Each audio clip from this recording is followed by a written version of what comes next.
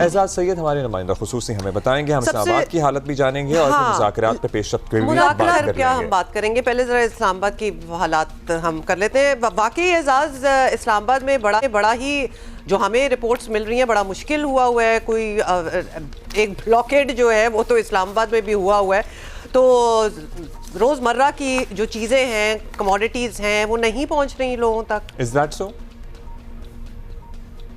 उमर अब्दुल्ला, बहुत बहुत शुक्रिया। उमर, मामला ये है कि इस्लामाबाद में जो बड़ी गाड़ियां हैं, बड़े जो ट्रक हैं जो दूसरे शहरों से सब्जियां, सामान, डेयरी का सामान और दीगर जो चीजें लेके आती हैं, उनको दाखिल होने की इजाजत नहीं। अब बड़ी गाड़ियों को जब दाखिल होने की इजाजत नहीं है तो सबसे ज्यादा लोड पड़ेगा छोटी गाड़ियों के ऊपर ऑटोमेटिकली, और वो लोड पड़ा है।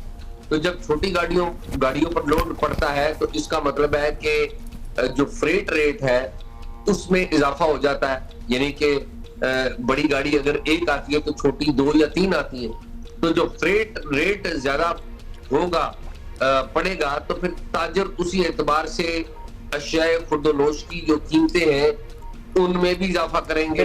अमली तौर पे इस्लामाबाद में इस वक्त ये जो सप्लाई एक चैलेंज बनी हुई है, और सप्लाई के चैलेंज बनने की वजह से जो खुर्दोनोश, रोजमर्रा की खुर्दोनोश की जो चीजें हैं उनमें 30% से ज्यादा तक का इजाफा हो चुका है, बाद जगह 50% भी आप कह सकते हैं। तो ये एक बड़ा चैलेंज बना हुआ है। जो इस्लामाबाद डाउनटाउन जो मेन शहर है, हुमाम आप इस्लामाबाद रह के गई हैं, आपको पता है कि ये जो डाउनटाउन हमारा है ये अपारा के सराउंडिंग्स है और सुपरमार्केट के सराउंडिंग्स है, और ये टच करती हैं एम्बेसी रोड को, और एम्बेसी रोड आगे फर्दर टच करती है लिंक रोड के साथ रेड जोन को।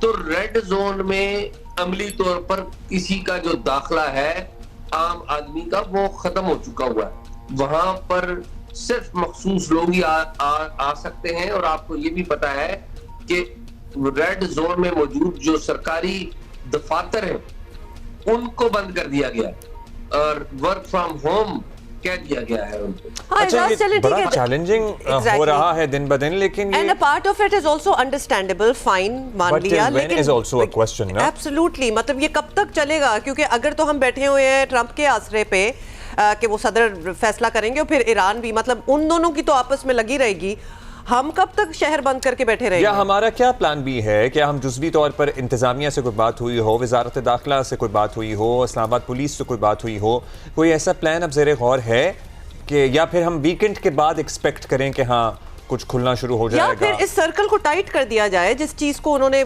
कॉर्डन ऑफ करना है उसको मजीद टाइट किया जाए, बाकी शहर। एंड आल्सो द अमेरिकी teams, are they still here? जी अब्दुल्ला, अमेरिकी टीम्स के बारे में कल मैंने चेक किया था, अमेरिकी टीम्स तो इधर ही थी। अभी लेटेस्ट आज की मेरे पास सूरत हाल नहीं है, वो मैं चेक कर लूंगा। लेकिन असल बात यह है कि जो इस्लामाबाद की इंतजामिया है, पुलिस हो गई और जिली इंतजामिया, उनको इस बात का क्लू नहीं है कि ये कब तक जारी रहेगा। उनके पास कोई क्लू नहीं। आदो के जो इंटीरियर मिनिस्टर है मोहसिन नकवी, वो बड़े अहम है। हमने आपकी सारी गुफ्तगू मैं सुनता रहा हूँ, पूरी दुनिया की मीडिया की गुफ्तगू हम देखते भी रहे हैं, रिपोर्ट भी करते रहे हैं ज़ाहिर है जियो के ऊपर। तो पूरी दुनिया में 3 अफराद का बहुत जिक्र हुआ है मुज़ाकरात के हवाले से, पाकिस्तान के तरफ से जो मेजबानी या सालसी कह लीजिए, वो एक तो प्राइम मिनिस्टर का बड़ा जिक्र हुआ है शहबाज शरीफ साहब का, दूसरा डिप्टी प्राइम मिनिस्टर साद डार साहब का बड़ा जिक्र हुआ है, और ऑफ कोर्स जो फील्ड मार्शल है जनरल आसिम मुनीर, उनका बड़ा जिक्र हुआ है।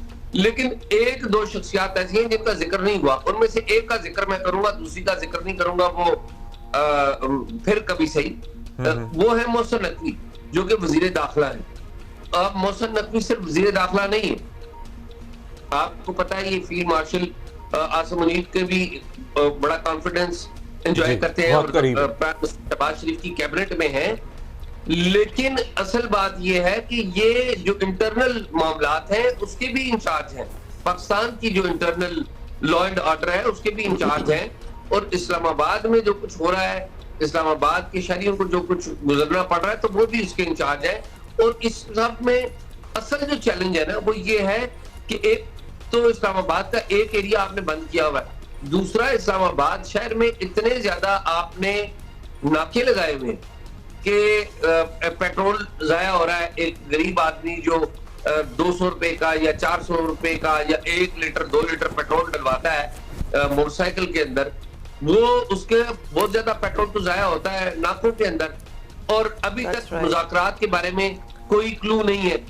हमने खबर दी थी जियो के ऊपर 2 रोज पहले कि जुम्मे के दिन मुज़ाकरात नहीं होंगे, आल्दो के जो ट्रम्प हैं उनकी तरफ से खबर आई थी, विकीमीडिया की तरफ से खबर आई थी कि जी जुम्मे को मुज़ाकरात होंगे। और मैंने यहाँ पर पाकिस्तान में बात की थी, पाकिस्तान के फॉरेन ऑफिस के जो सीनियर लोग हैं जो सारे इन मामलात को जानते हैं। अभी कोई ऐसी तैयारी नहीं है, जुमा तो आ ही गया और फिर कल हफ्ता और फिर संडे है और फिर अगले वीक पर बात जाती है। लेट्स सी कि आप वीकेंड पे वैसे ही आपको पता है काम भी कम होता है, ट्रैफिक भी कम होती है, लेकिन कुछ फैसला हो जाना चाहिए बिकॉज इंतजार में तो नहीं बैठे रह बहुत शुक्रिया सकते। आपका Ejaz, thank you for being with us. जी जी, ये लास्टली फैसला पाकिस्तान ने नहीं करना, ये फैसला ईरान ने करना है। बिल्कुल, जी, और हम भी बिल्कुल। यही मेंशन कर रहे हैं, लेकिन फिर हम जरा वो हॉस्टेज टू दिस सिचुएशन हो जाते हैं ना कि पूरा हमारा कैपिटल जो है, हमारा शहर जो है, वो कब तक इसी तरह ही रहेगा। बट जाहिर है जिस लेवल का हम काम कर रहे थे उसके लिए सिक्योरिटी इंतजाम भी इसी तरह के होना थैंक यू जरूरी थे। एजाज, बहुत थैंक शुक्रिया यू फॉर आपका। The updates.